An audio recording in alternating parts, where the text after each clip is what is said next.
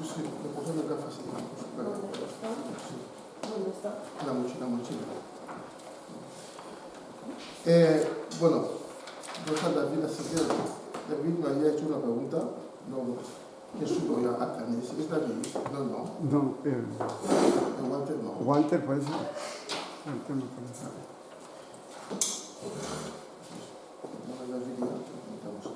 Vale, la semana pasada pasamos un buen rato hablando sobre los libros donde interpretación y lengua, cosas de estas. Entonces, como es un estudio profundo, si seguimos con eso, entonces lo provisto no lo vamos a poder tocar. Entonces, quiero pasar a otros puntos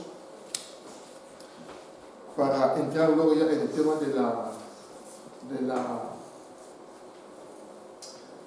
de cómo funciona la iglesia local. Entonces vamos a hablar rápidamente, porque hermana Triana hizo una pregunta hace más de un mes que no la contesté en condiciones. Creo que eso nos interesa a todos y lo vamos a contestar. ¿Cómo uno puede saber que ha recibido el llamado de Dios? ¿Entiendes, no? Esa pregunta mucha gente lo hace. Nadie sabe si Dios le llamó, no le llamó, cómo identificar todo eso. Entonces, en la Biblia hay pistas.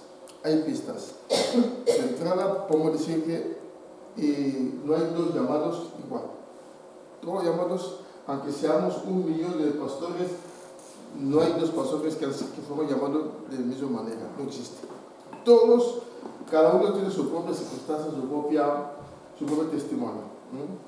Igual que no hay dos conversiones iguales. Tú te convertiste a una manera, ella de otra forma, tú de otra experiencia, forma. ¿no? Cada uno tiene su propia experiencia, porque Dios es un Dios de diversidad. Nunca hace las cosas igual 2 veces.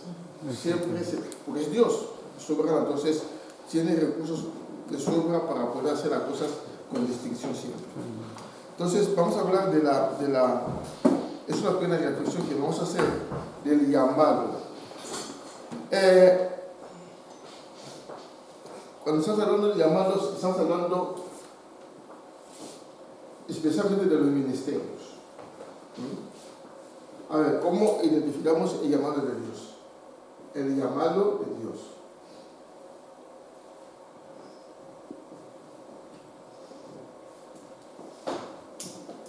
Llamado de Dios. Principalmente para los ministerios. Es donde la gente tiene más dudas. Los ministerios. Principalmente para los ministerios. Y entonces los 5 ministerios, ¿no?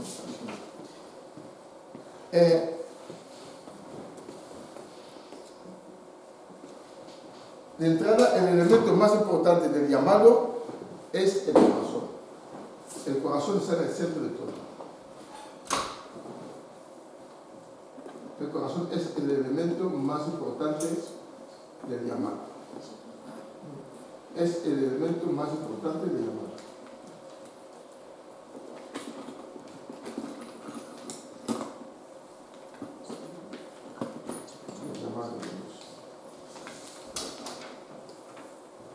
¿Os acordáis la palabra de...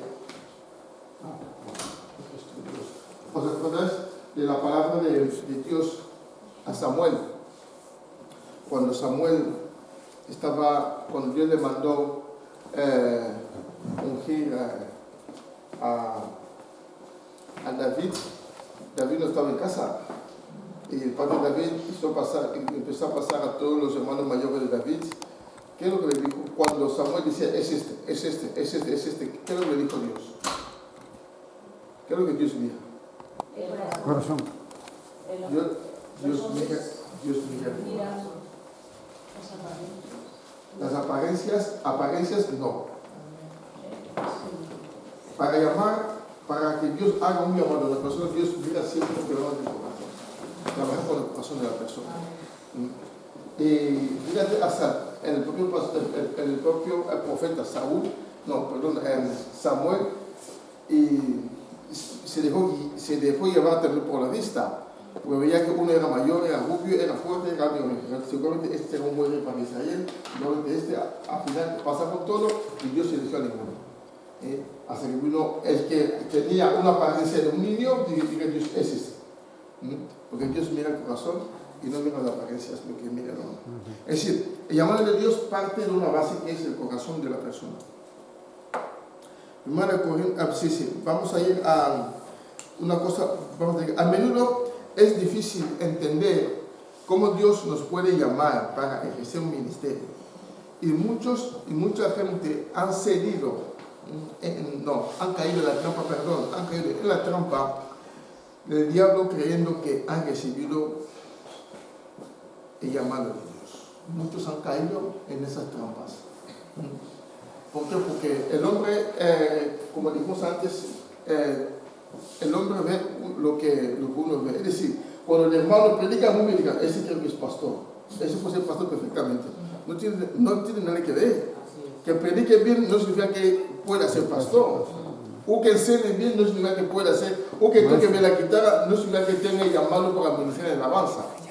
¿Tienes, no? No tiene nada que ver. Dios mira siempre dentro. Es decir, su llamado al principio es algo que los ojos del hombre no pueden visualizar. Es decir, las apariencias engañan. Cuidado. Las apariencias engañan.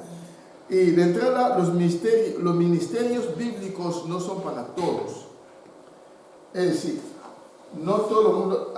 vamos a leer en 1 Corintios 12, 29. ¿Qué dice ahí? Y 29 creo que hay un versículo abajo también. 1 Corintios 12,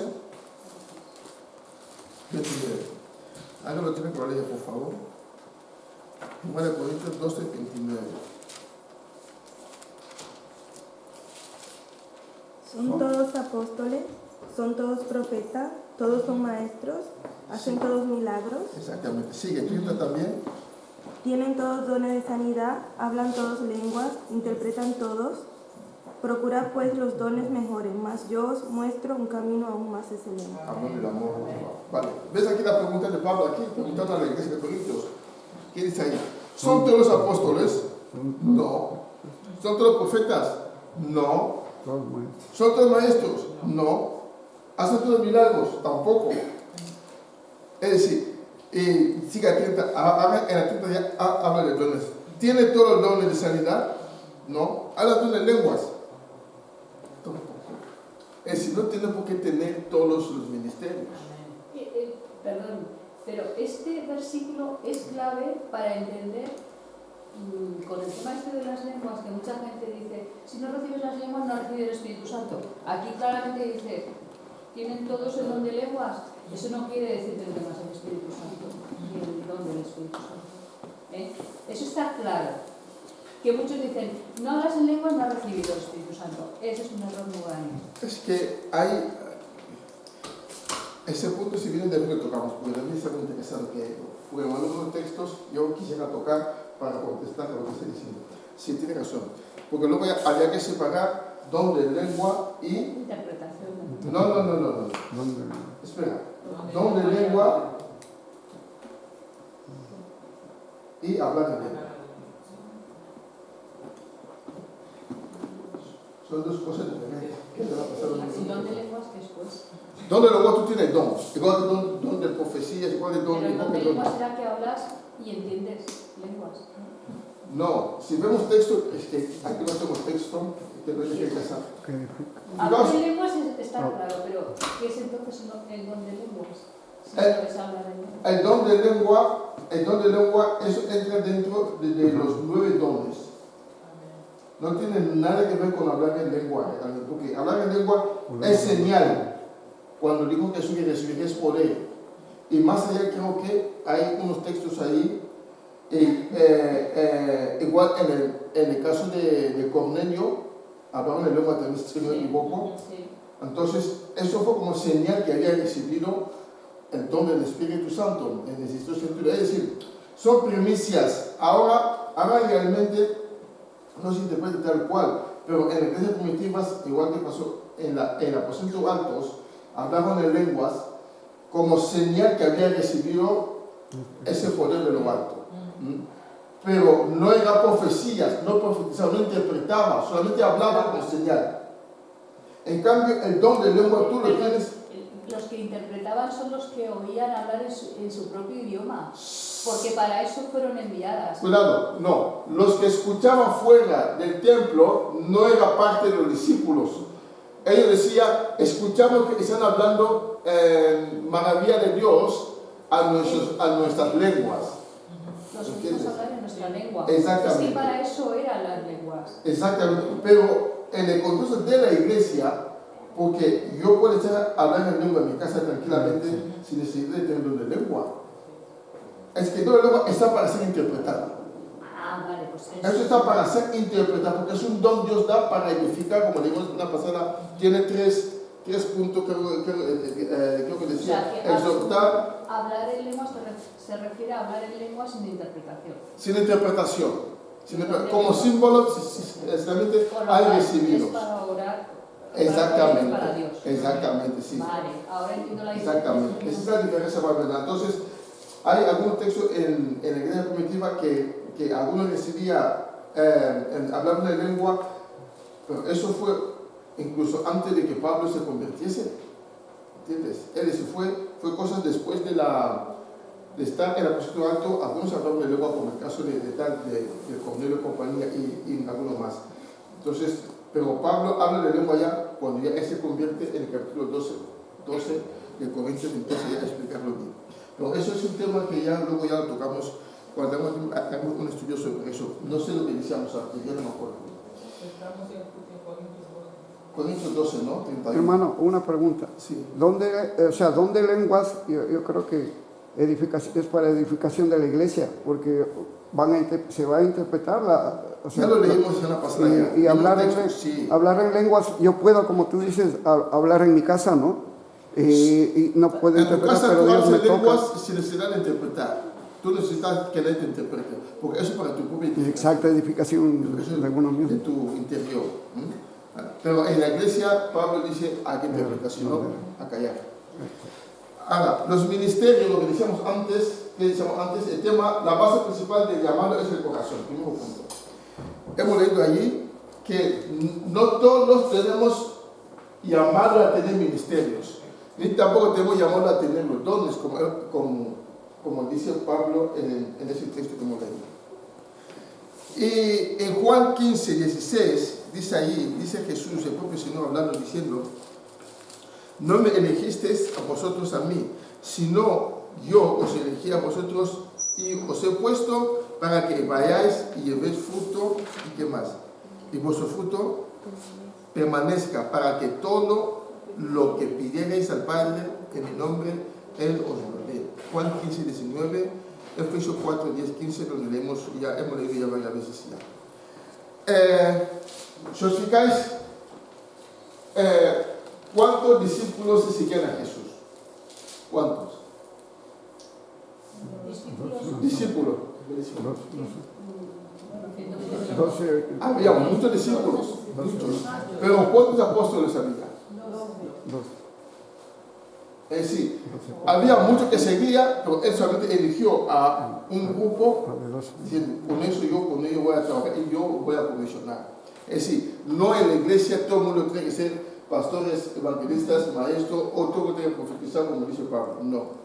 Dios es el que pone las condiciones y es el que elige. Cristo es el que llama a sus ministros. Podemos ver la elección de los 12, como decíamos antes, aunque seguía muchísima gente, pero solamente había 12 discípulos solo. Incluso dentro de los 70 que él envió, dice que eran discípulos, pero aparte de eso había los apóstoles. Lucas 6, 13. No existe dos llamados igual, como decía antes, y cada llamado es especial y a la vez personalizados. Cada llamado es muy diferente a uno. En cada conversión, a veces escuchar ya dos conversiones iguales. Es que no existe. No existe. Siempre hay matices que se diferencian de tu conversión a la mía. Siempre. Ahora, hay 5 tipos de llamados. Fijaos, partimos de la base que el corazón. principal elemento para que uno pueda saber si es llamado o no es llamado. 5 tipos de llamados. Vamos a ver los 5 tipos de llamados. Llamado circunstancial. Primer llamado, a ver, sí. Llamado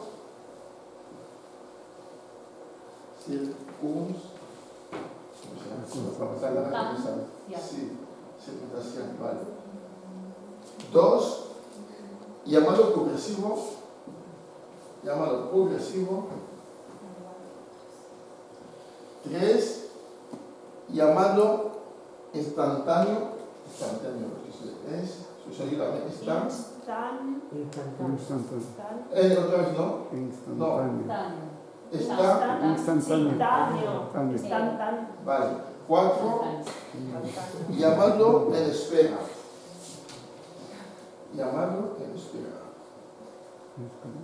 Y quinto llamado, quinta forma de llamar, llamado dedicado.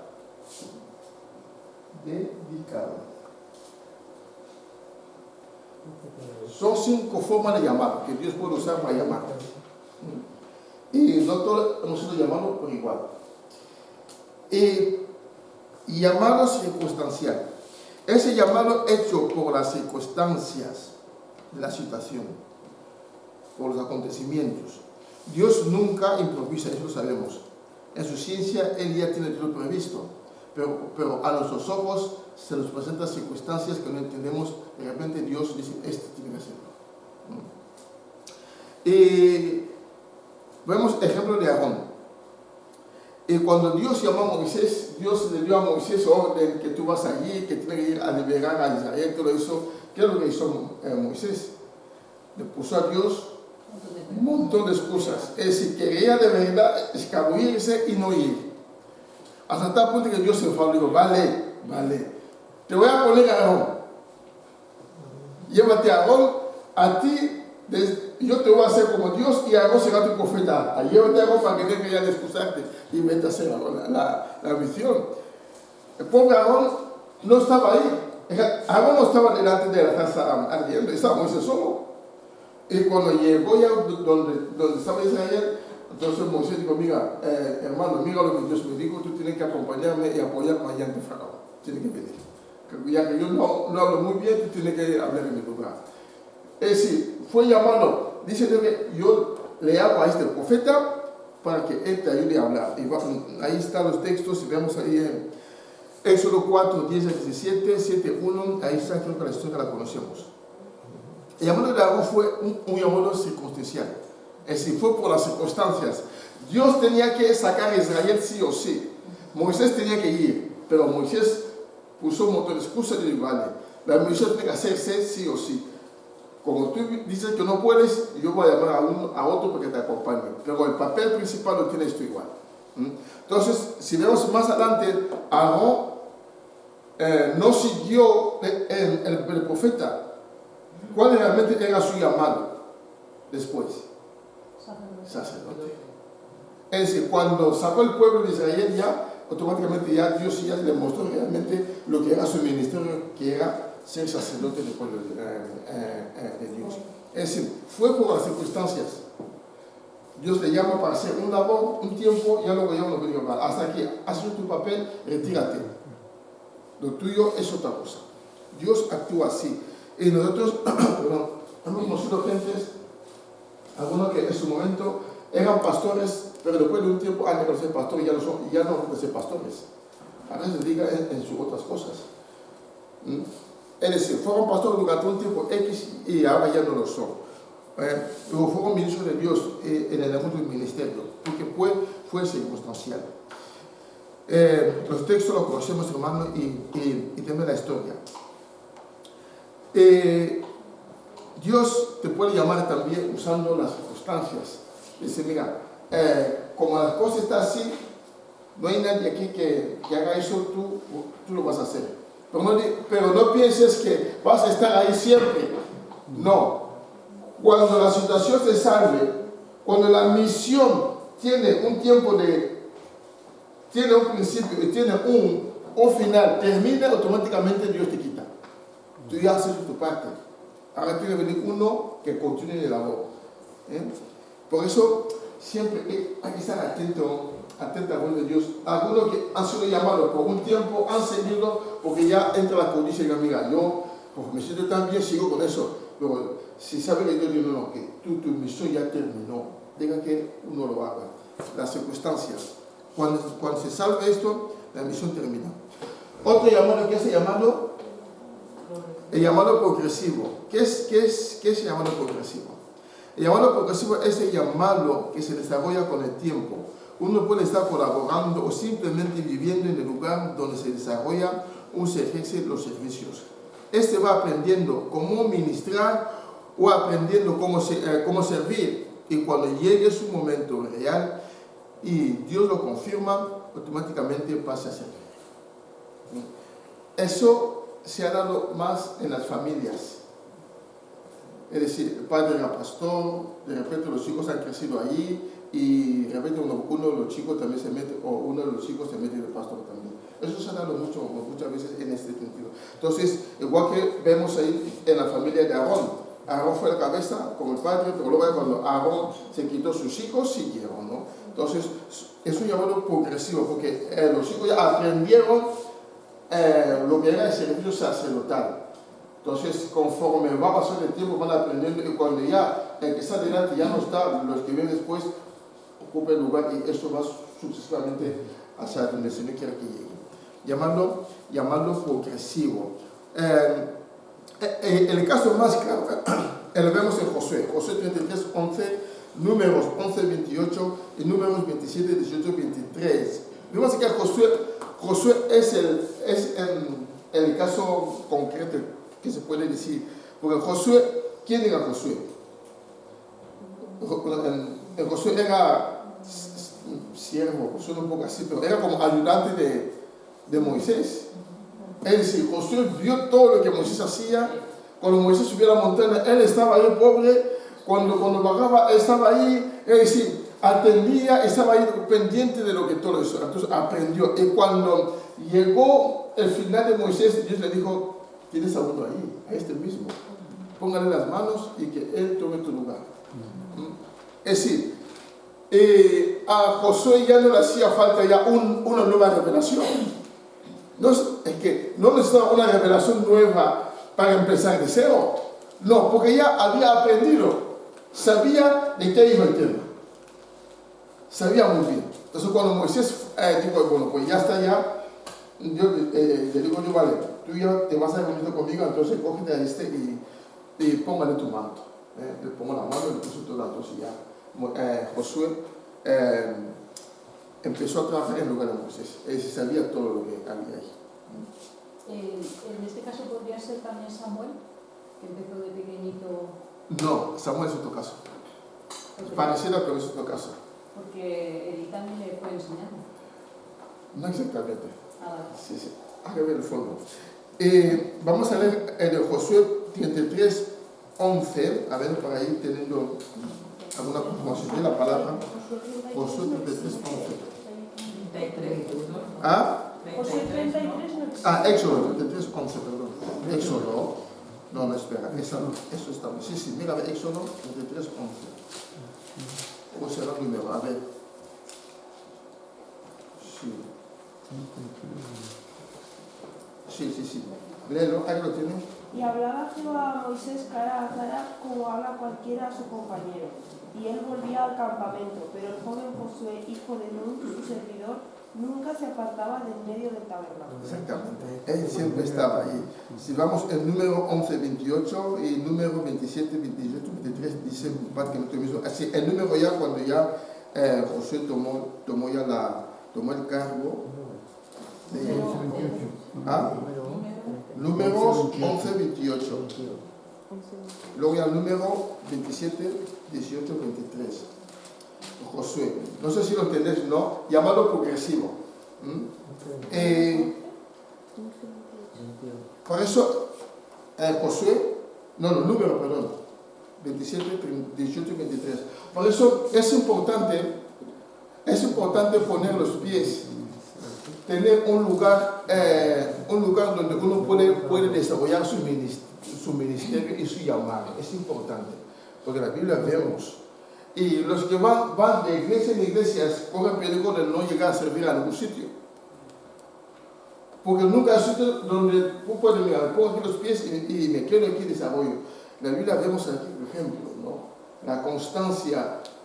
Con el paso del tiempo uno va aprendiendo, va conociendo la obra, va conociendo los hermanos, va conociendo todo lo que Dios va haciendo, y cuando le toque servir, lo hará con mucha solvencia, porque ya sabe la historia, porque ya sabe el fondo, porque ya sabe cómo moverse. Pues es importante, hermanos, que estemos firmes donde el Señor nos ha colocado. Si Dios te lleva a otro sitio bajo su autorización, mejor. Pero por ti mismo te arranca, diga, mira, yo, como si fuese un árbol, diga, mira, yo mismo que no quiero estar aquí más, me arranco a mí mismo y me voy a otro sitio. Eso ya es la próxima cosa ya. No vas a dar fruto nunca. Llamado progresivo. El otro llamado, que es el llamado instantáneo. ¿Qué es el llamado instantáneo? Se parece al llamado, al primer llamado, circunstancial, pero no es lo mismo. Dice, es un llamado hecho por sorpresa. Aquí la persona no se lo esperaba. De repente recibe un llamado de Dios, le dice, tú tienes que hacer eso, obligatoriamente tienes que hacerlo sí o sí. Sí, como Moisés, y como muchos apóstoles también fueron, como diga Jesús, ven. Ahí vemos a Pedro. Es que hacía Pedro cuando fue llamado. Él se va trabajando en lo suyo. Y Mateo igual. Dice, deja todo y sígueme. Es decir, sin previo aviso, deja y detrás. Son llamados instantáneos. Ahí yo digo, mira, tú, levántate que ya ponte ya a trabajar. Si no, no estoy preparado, no, da igual, yo te voy a equipar. Eliseo también. Eliseo fue así. Entonces, son llamados que en las iglesias pasa. No a menudo, pero pasa. Pero pasa, justamente pasa, no sé, cuando Dios ve el corazón, como decíamos antes, ve que esa persona puede responder bien, puede hacer el papel que yo quiero que haga, Dios te levanta. Aquí no hay, es decir, no hay ningún elemento humano que diga, mira, tienes que cumplir tal requisito. No, porque es Dios el que dice, te pones de remedio tú. Da igual que sea blanco, negro, amarillo, verde, color verde, abajo, arriba, gordo, flaco, levántate y haga eso. Y se acabó. O que no tiene lo que tiene, no, Dios ha hecho eso. ¿Entiendes, mi hermano? Y llamarlo instantáneo. Ahí vemos casos. Una pregunta, ¿en el llamado instantáneo podría estar Pablo? Sí, Pablo fue un caso instantáneo. El llamado, yo entiendo que sí que fue instantáneo, sí. Pero ponerse a trabajar, la iglesia no lo puso a trabajar instantáneamente, sino que lo mandó a su pueblo. Pero el llamado lo recibió. Pero el llamado sí que fue instantáneo. El llamado fue instantáneo. Pero él no se lo esperaba. la puesta en marcha fue más tarde. Cuando dijo Jesús, dice, oh, yo te mandaré tal. Es decir, tiene que hacer. El llamado instantáneo, muy bien, hermana, de Pablo también fue eso. No sé si me entendéis, ¿no? Entonces, eso en la iglesia se puede darse. Ahora, pasa una cosa que cuando pasa llamado instantáneo, a menudo hay cierta gente que dice, pero a este, ¿qué le pasa a este? ¿Por qué se ha metido ahí? Que no puede, que no llega, que no vale. Siempre hay oposición cuando hay un llamado así. Por eso el tema del corazón es importante.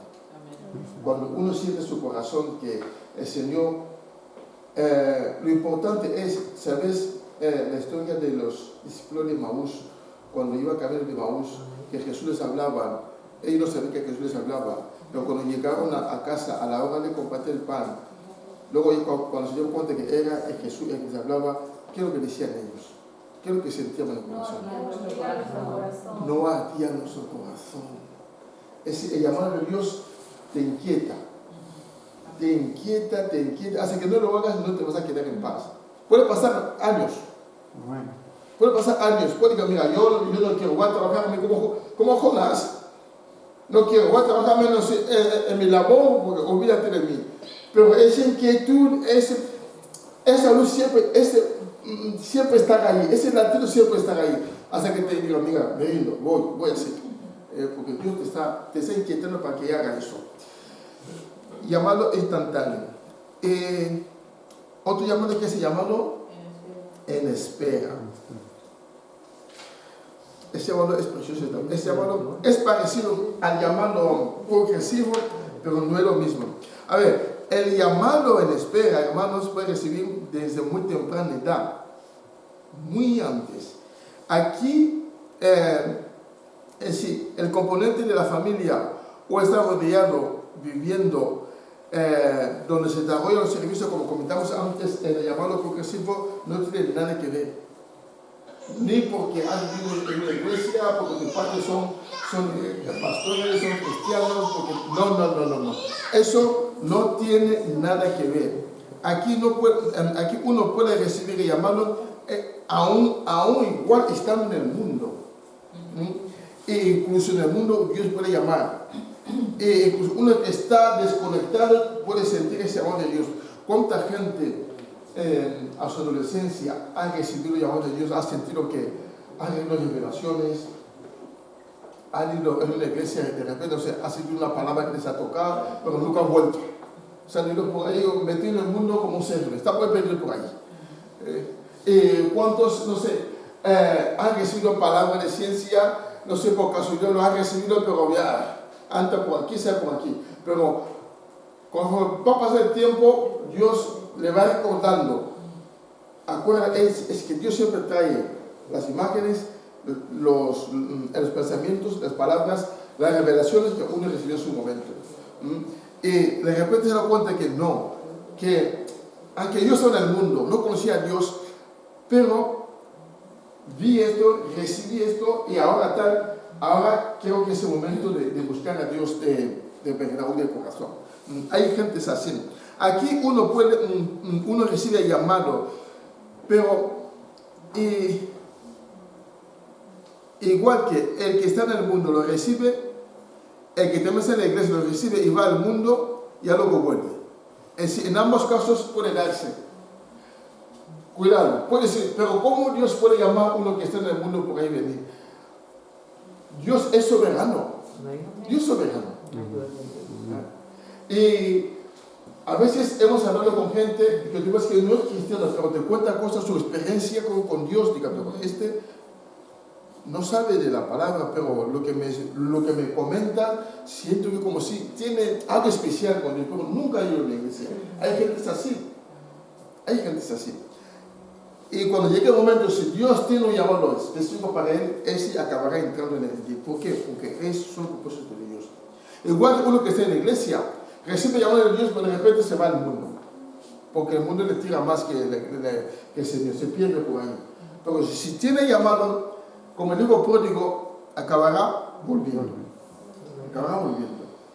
Porque, como dice el Señor, los dones del Señor son irrevocables. Y los llamados también.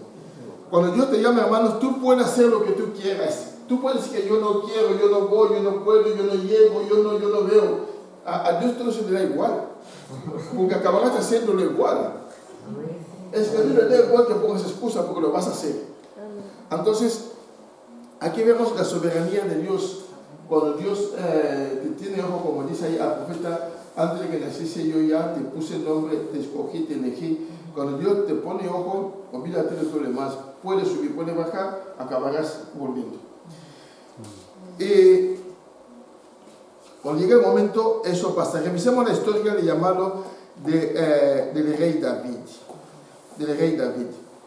Como comentamos antes, cómo David fue llamado. David, cuando fue llamado, ¿dónde estaba David? ¿Qué es lo que hacía David? Pastor de ovejas, allí ni siquiera estaba en casa, porque peleaba como leones, por ahí estaba él. Es decir, recibió el llamado, cuando recibió el llamado David, el llamado que recibió David, ¿de qué era? ¿Para qué?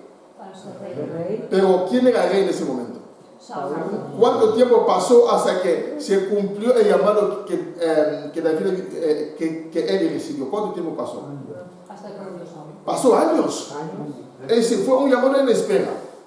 De que Dios, tú vas a ser rey. Pero todavía no es el momento. David tuvo que esperar el tiempo. Pero no solamente recibió la revelación, la palabra, no, sino fue ungido. Es decir, tenía Si fuese la gente de hoy diciendo, yo estoy ungido ya, Saúl, quítate que yo me meto porque yo tengo ungido, porque Dios se llama ungido. Porque ya tenía derecho a eso. Pero ¿qué hizo David? Él espera. Porque en su lugar todavía había otro ahí. A ti se no puede decir, por ejemplo, a nuestro chico David padre, no David hijo. Dios puede decir, mira, este será mi ministro, o será pastor, o será un siervo de Dios. Llega la adolescencia, Dios se lo va confirmando. Pero todavía el pastor fiel que está aquí, dice, pastor, tú ahí tienes que quitar porque yo ya tengo ya el llamado. Entonces se me acompaña que yo puedo ser, que yo puedo predicar. ¿Me entiendes? No tiene que esperar que se muera el que está ahí para que él haga lo que tiene que hacer.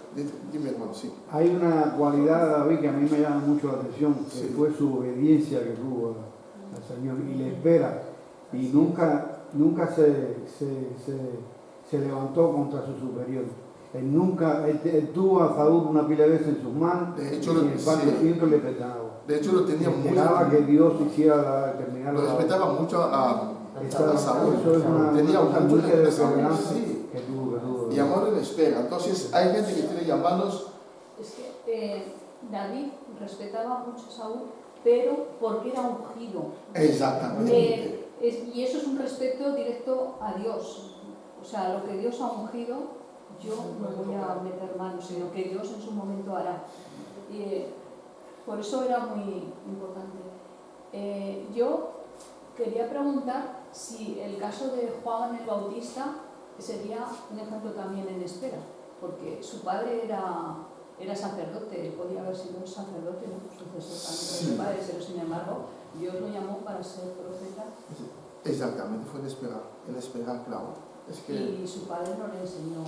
No, es que casos así como la de David en la Biblia tiene que haber unos cuantos. Entonces, así como dice de Juan Bautista, ¿no?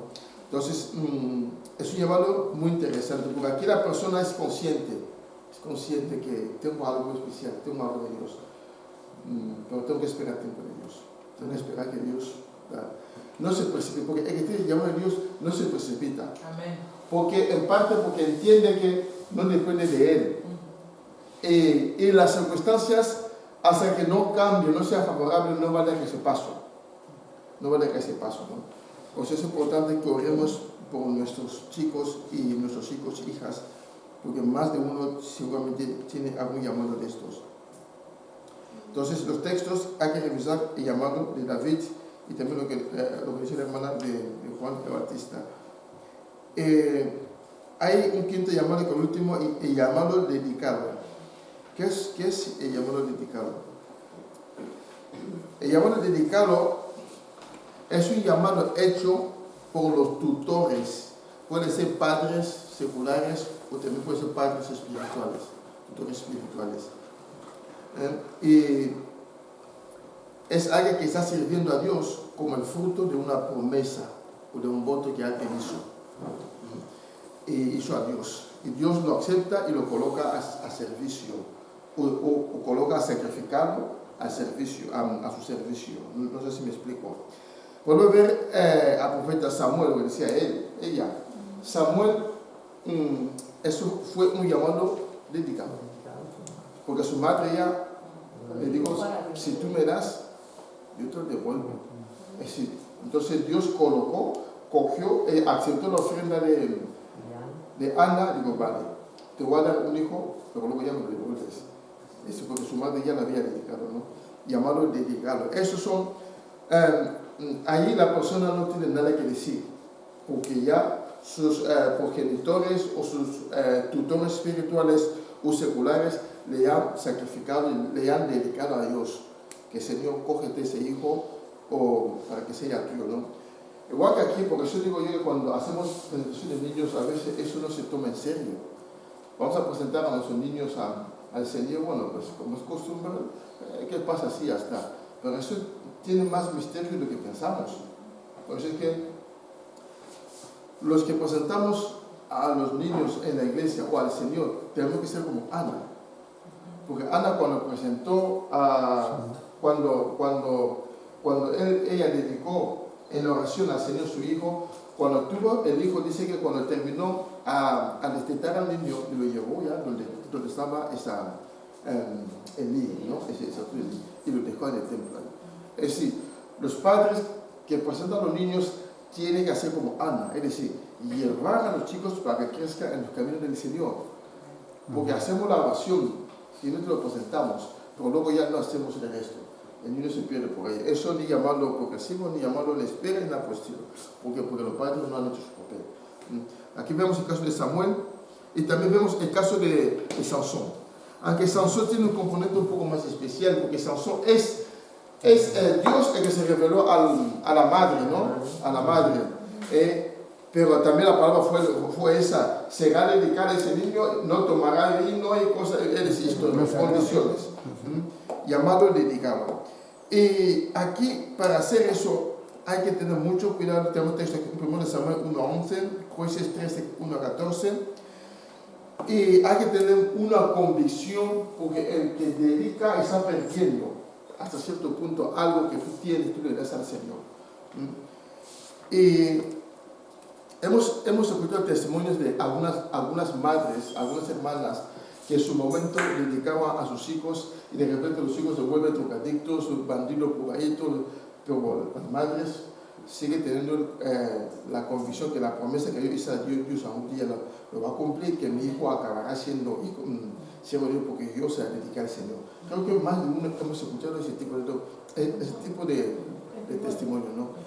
Ves que el hombre está a punto de morir, pero de repente no muere, al final acaba subiendo a punto de predicando. ¿Por qué? Porque su madre en su momento la dedicó, ha estado orando por ella durante años, durante tiempo, creyendo que eso va a ocurrir. El Señor acepta y el Señor interviene. Entonces, esos son 5 tipos de llamados. Entonces, cualquiera de nosotros puede estar en cualquier punto por ahí. Pero la base de todo, recordemos, es el corazón. Dios nunca mira las apariencias, mira el corazón para efectuar el llamado. Mira el corazón. E incluso el corazón, vuelvo otra vez, el pequeño David que está ahí, es que su corazón, Dios lo sabe cómo va a crecer el corazón, cómo va a ser el corazón. Dios lo sabe. Sabe que este será un buen pastor, porque su corazón, aunque es pequeño, todavía no es muy bien, pero sé que tiene un corazón que eso a mí me agrada. Por eso, si vemos ahí la Biblia, Dios lo dice, pero también Jesús lo dice cuando Jesús habla, hablando ahí en el sermón de la montaña, cuando habla de limpieza de corazón. Amén. Vale, me das 10 minutos para terminar. Vamos a pasar ya al último punto del estudio. ¿Alguna pregunta aquí? ¿Está claro, no? ¿Alguna pregunta? ¿Alguna duda? Que Pablo decía en cierta ocasión: me es impuesta necesidad. O sea, que ese llamado de Dios es tan genuino que aunque quiera hacer lo contrario, dice: me es impuesta necesidad. No puedes. Tengo que hacerlo para estar en paz conmigo mismo. Es que no puedes escapar. Pero hasta Jonás, ese ejemplo que nos Jonás, hizo lo posible, pero aún teniendo posibilidades de pagar el pasaje, cuando Dios lo volvió, le hizo volver al punto de partida, es que es imposible huir. Nadie puede huir de Dios. Nadie. Y ahora, pasamos al último punto que decía antes. Vamos a hablar de la iglesia local. A hacer una introducción, hermanos. Una introducción. La iglesia local.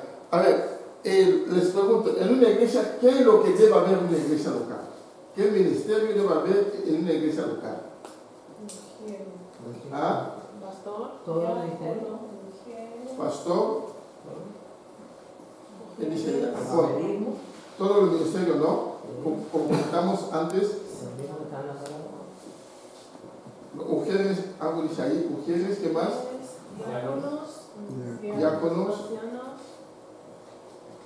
Diáconos y ancianos. ¿Qué más? ¿Debe haber en la iglesia? Pues discípulos.